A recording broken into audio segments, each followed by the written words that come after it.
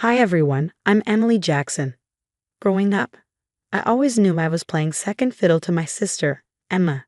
Even now, at 28, with my software engineering career thriving, nothing I do seems to matter to my parents. Let me give you a glimpse of what I'm dealing with. Emily, why can't you dress more like your sister? She always looks so put together, my mom said during our weekly family dinner, completely ignoring the promotion I just announced. Mom, I'm leading a major project at Silicon Tech now, I said, trying to keep my voice steady. That's my steer, she replied dismissively. But did you hear? Emma's boyfriend James is taking her to Paris next month. Isn't that wonderful? I caught my best friend Ava's eye across the table. I brought her along for moral support, and she gave me the look she always does when my family pulls this nonsense. Actually, Mrs. Jackson, Ava jumped in, her voice steady and polite. Emily's project could revolutionize her company's entire security system. Speaking of security, my dad interrupted. Emma and James are looking at houses in the Heritage District. Now that's a secure investment. I stared at my plate, pushing my food around, trying to hold my tongue. Memories of being sidelined flashed through my mind. The student loans I'd worked 3 jobs to pay off while Emma got a free ride. The family vacations I wasn't invited to because Emma needed quality time with mom and dad.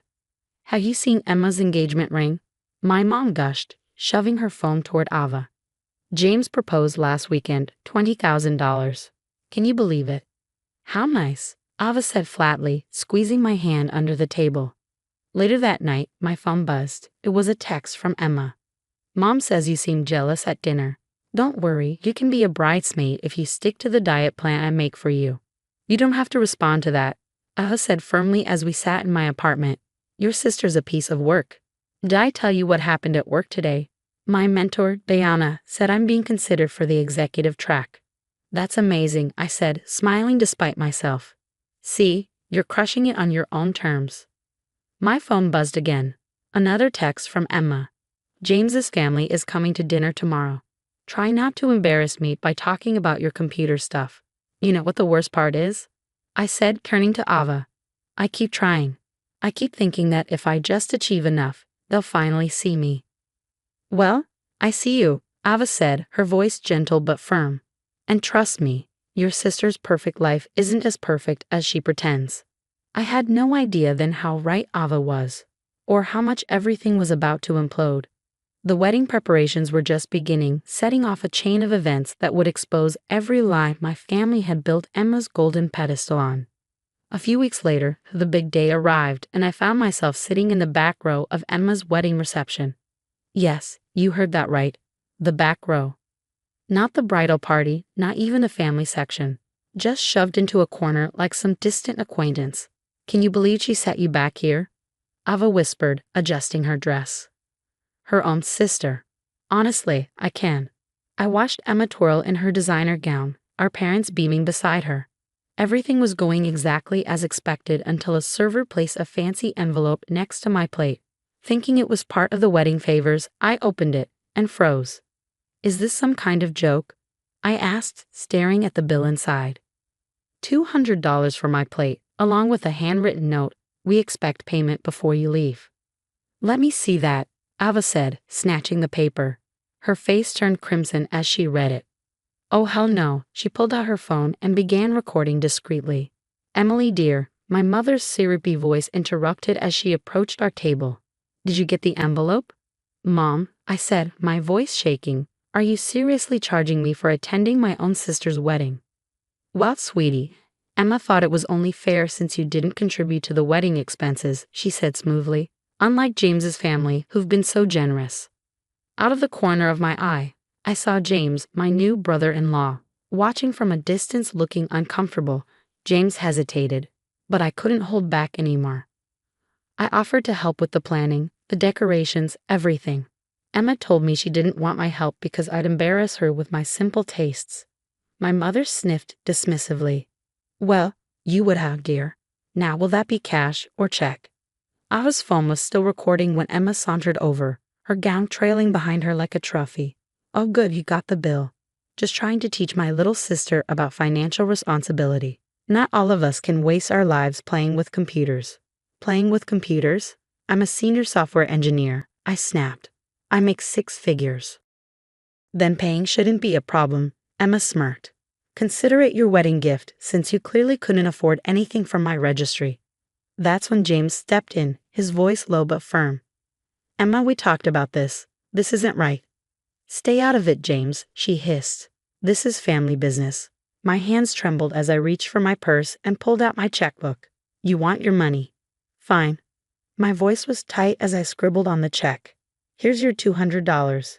Consider it the last thing you'll ever get from me. Don't be dramatic, Emily, my dad said, appearing suddenly. Your sister just got married. Can't you think about someone besides yourself for once? I handed the check over, stood up, and walked out. Behind me, Emma's shrill voice pierced the air. See, she always has to make everything about herself. What none of them knew was that this bill wasn't just a bill, it was the final straw, and thanks to Ava's quick thinking, we had proof of everything. 2 months after the wedding disaster, I sat in Diana's office at Silicon Tech, staring at an opportunity that could change everything. Seattle needs a strong leader, Emily, Diana said. The position comes with double your current salary and full team control. Just as my excitement began to bubble, my phone buzzed. Another text from Emma. Need to talk ASAP. Financial emergency. I ignored it, focusing on Diana. When would I need to decide? By Friday, she said. Then she hesitated. But Emily, there's something else. A client flagged irregular transactions from Jackson Family Enterprises, your parents' business. I froze. Irregular transactions. Later that day, Ava burst into my office, her face flushed with urgency. Emily, you're not going to believe this. Your parents' company.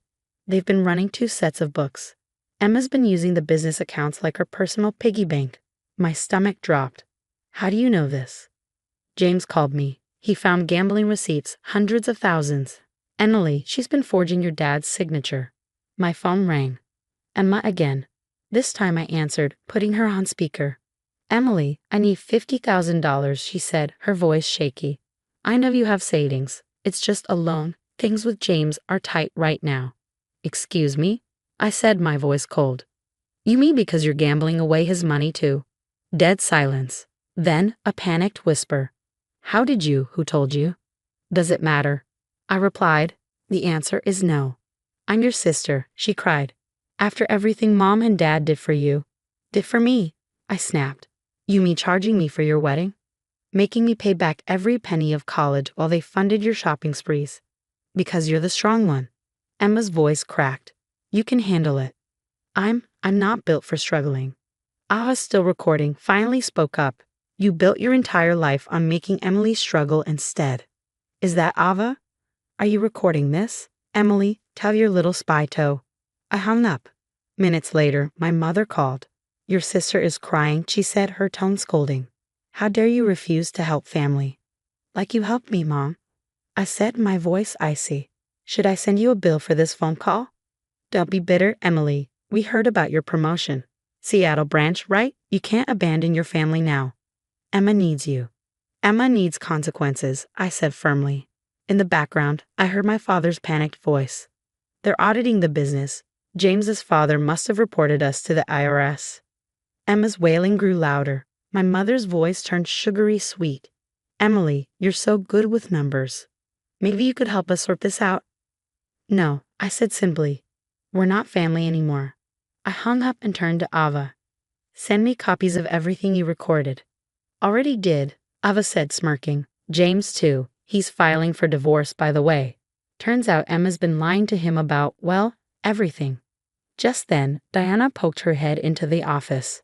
Emily, Seattle needs an answer. I stood up, feeling lighter than I had in years. Tell them I accept. 1 year later, I stood on stage at the Women in Tech Awards, accepting the Innovation Lead of the Year award. The Seattle skyline sparkled through the convention center windows, shimmered in the golden glow of twilight, matching the glint of my trophy. My phone buzzed, a text from Ava. Emma's gambling debts finally caught up. Your parents had to sell the house to cover what she stole. They're moving into a tiny apartment next week. I slipped the phone back into my pocket, focusing on the networking reception. Just as I raised my champagne glass, my new assistant approached with a message. Call from James Harrison, she said. Finding a quiet corner, I dialed. Emily, James began, his voice steady but somber. The divorce is final. But there's something you should know. The IRS investigation. They found everything. Define everything, I said, bracing myself. 20 years of tax fraud. Emma's embezzlement was just the tip of the iceberg. Your parents, they've lost everything. The business, their retirement, all of it. I sipped my champagne, letting the news sink in. And Emma, she's living in their apartment's spare room. Nobody will hire her with the fraud charges pending. Oh, and she tried opening credit cards in your name last month. She what? Don't worry, I caught it in time. Being a financial advisor has its perks. She can't touch you. Later that night, my hotel room phone rang, displaying an unfamiliar number. Against my better judgment, I answered. Baby girl, please. My mother's voice was thick with tears. We made mistakes. Mistakes. My voice was icy. You systematically destroyed my self-worth, enabled Emma's abuse, and tried to drag me down with you. Emma wants to apologize, she said weakly. She's changed. We've all changed. In the background, I heard Emma's muffled plea. Tell her I'll go to therapy. I'll do anything. You had decades to change, I said sharply. Funny how it only matters now that you've lost everything. We're living off Social Security, my mother whispered. The IRS took everything. Consequences, Mom. Remember when you taught Emma she'd never have to face any? Well, this is what they look like. I hung up and stepped onto my hotel balcony, watching the sunset paint Seattle's sky in shades of purple and gold. My phone chimed again. A message from Diana Bard. Loved your presentation. GP position is yours if you want it. Another text popped up, this time from Ava. Your old house just sold. Guess who bought it? James's private investment firm.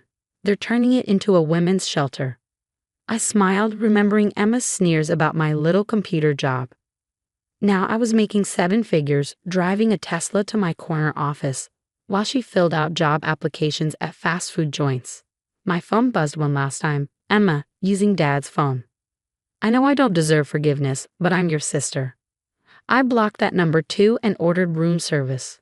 Tomorrow I'd wake up in my luxury condo, ready to lead my team in revolutionizing tech security.